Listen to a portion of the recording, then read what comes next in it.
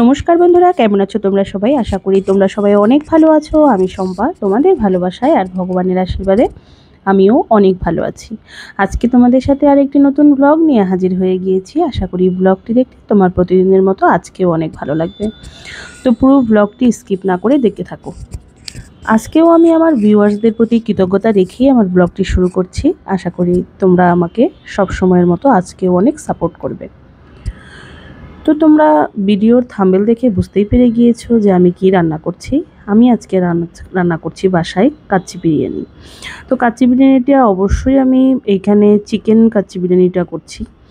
তো দেখতেই পেলে যে পেঁয়াজ আমি কেটে নিয়েছি, সাথে পেঁয়াজটা দিয়ে দিয়েছিলাম।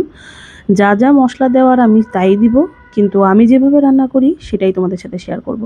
প্রত্যেকটা মানুষের রান্নার স্টাইল একরকম হবে না, কখনোই একরকম হবে না, কিন্তু যে যেভাবেই রান্না করুক না কেন, প্রতিদিনের মতো আমি আজকেও একটি কথা বলবো যে সবাই সবার পরিবারের জন্য অনেক যত্ন আর ভালোবাসা দিয়ে রান্না করে।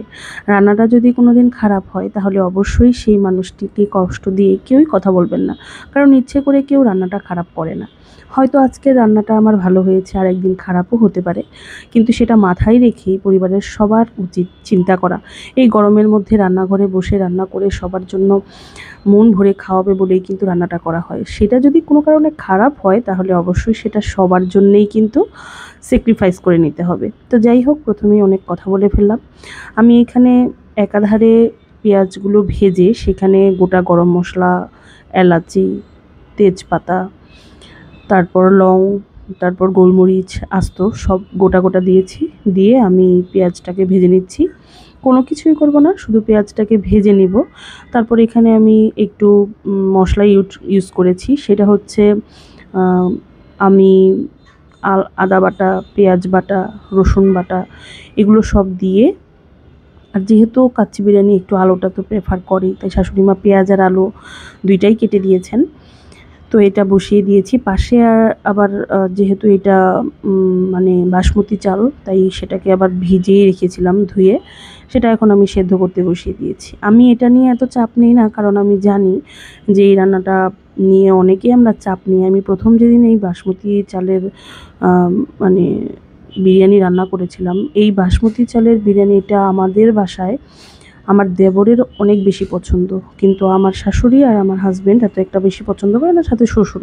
আর আমি তো সবসময় অ্যাভারেজ, আমার যেটা হয় সেটাই ভালো লাগে। তো আমি এই কারণেই বলছি যে এই রাইসটা রান্না করার সময় কিন্তু অনেকটা একটু টেনশনের ব্যাপার, কারণ অর্ধেকটা রান্না হবে, আবার অর্ধেকটা এই চালের বিরিয়ানির সাথেই রান্না হবে। তো আমি মশলাগুলো কষিয়ে নেওয়ার পরে সেখানে মাংসও দিয়ে দিয়েছি। সেইগুলো সব কষে টষে নিয়ে তারপর আমি এখানে চালটা দিয়ে কিছুক্ষণের জন্য দমে বসিয়ে দেব, আর কিছুই না। সেখানে আমি একটু জাফরান দুধের সাথে মিশিয়ে সেটা আবার কালারের জন্য দিয়ে দিব। আমি এখানে আজকে একটু ফুড কালার ইউজ করেছিলাম সেই জাফরানের দুধের গোলাটার মধ্যে।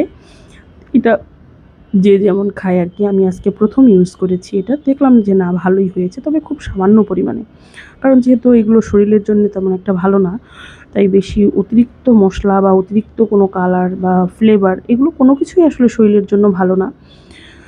তো জ্ঞান না দিয়ে আসলে রান্নাটাকে এখন ফোকাস করি। তো আমি পুরো চালটা এবার ঢেলে দিলাম।